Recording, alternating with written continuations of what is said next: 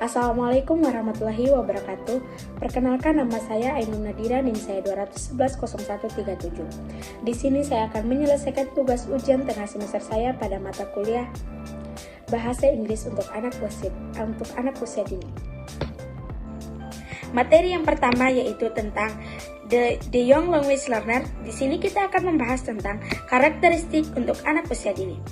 Di umur 5-7 tahun, anak sudah bisa membicarakan tentang hal yang mereka sedang lakukan. Dan yang kedua, anak juga bisa memberitahukan tentang apa yang mereka dengarkan dan apa yang mereka lakukan. Dan di umur 8-10 tahun, di sini anak sudah bisa membedakan antara fakta dan rekayasa. Dan juga anak bisa bekerja dengan yang lain dan bisa belajar dari yang lain. Contohnya di umur yang 5-7 tahun itu seperti mereka sedang menggambar dan mereka akan membicarakan kepada kedua orang tua mereka bahwa mereka sedang menggambar. Kenapa sih kita sebagai pendidik perlu mengetahui karakteristik untuk anak usia dini? Mengetahui dan memahami karakteristik anak usia dini perlu dilakukan untuk seorang guru. Dengan mengetahui dan mengenal karakteristik untuk anak usia dini, kita bisa membimbing dan mengarahkan anak didik tersebut sehingga proses pembelajaran akan berjalan baik dan mendapatkan hasil yang baik. Materi yang kedua yaitu tentang Class Management and Atmosphere. Di sini kita akan membahas tentang bagaimana cara memanage kelas dengan baik. Sebelum itu, kita harus mengetahui seperti apa sih guru yang ideal.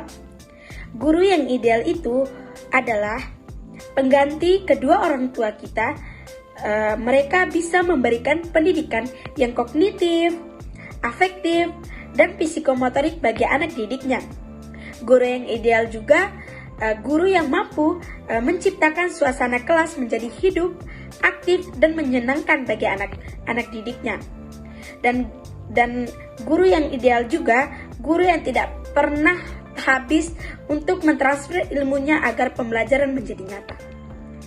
Agar suasana kelas menyenangkan, kita bisa mengelompokkan anak menjadi dua kelompok. Yang pertama yaitu kelompok A dan kelompok B. Sebelum itu, kita bisa mengetahui terlebih dahulu. Kita harus mencari tahu apakah ada salah satu dari anak yang tidak suka dengan teman yang lainnya. Setelah kita mengetahui tidak ada anak yang tidak menyukai satu sama lain, kita bisa mengelompokkan mereka sesuai kemampuannya. Materi yang ketiga yaitu tentang topik based word. Kita sebagai pendidik harus menentukan topik apa yang harus kita sampaikan kepada anak didik kita. Misalnya kita akan membahas tentang topik colors, yaitu warna. Kita harus menentukan situasi apa yang harus kita bangun. Misalnya bermain sambil mewarnai. Dan juga kita harus menanyakan warna-warna kesukaan anak didik kita tersebut. Misalnya bermain sambil mewarnai. Kita sebagai pendidik memberikan sebuah gambar yang belum diwarnai dan kita harus memberikan terhadap anak didik kita tersebut untuk mewarnai gambar yang kita berikan. Secara tidak langsung kita bisa melihat bagaimana anak-anak tersebut mempraktekkan apa yang kita suruh. Dan juga kita bisa menanyakan warna apa saja yang mereka sukai. Setelah itu fungsinya yaitu seperti menyukai dan tidak sukai. Kita sebagai pendidik bisa menyuruh anak untuk mengulang grammar yang baik.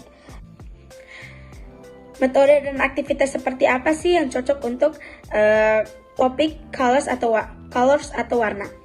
Yang pertama yaitu aktivitas yang familiar.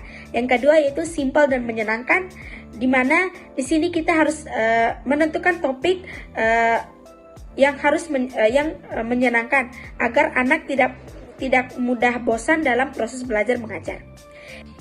Yang ketiga yaitu aktivitas yang bebas. Yang terakhir yaitu penilaian. Di sini maksud dari penilaian itu bukan penilaian terakhir, tapi penilaian selama proses pembelajaran berlangsung.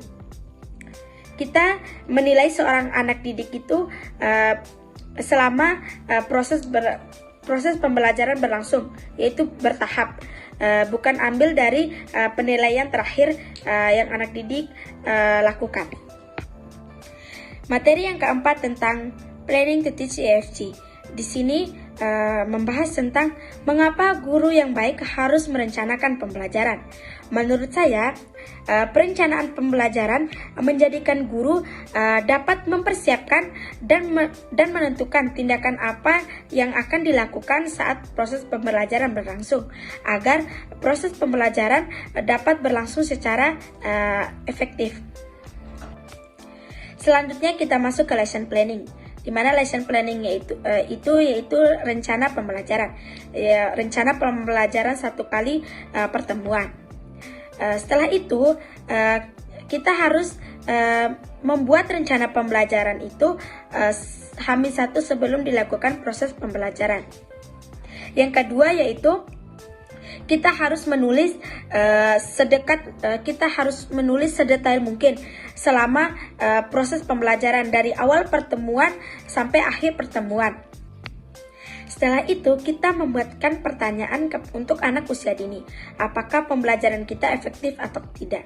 Misalnya kita menanyakan kepada anak didik kita tentang apa yang mereka pahami dari apa yang kita jelaskan kepada mereka. Materi yang terakhir yaitu using media the teaching EFG, di mana di sini membahas tentang media seperti apa yang harus kita gunakan untuk anak usia dini. Yang pertama yaitu permainan kartu, yang kedua yaitu boneka kertas, dan yang terakhir yaitu tentang kartu bergambar. Demikian pemaparan materi yang bisa saya sampaikan. Lebih dan kurangnya saya mohon maaf. Wassalamualaikum warahmatullahi wabarakatuh.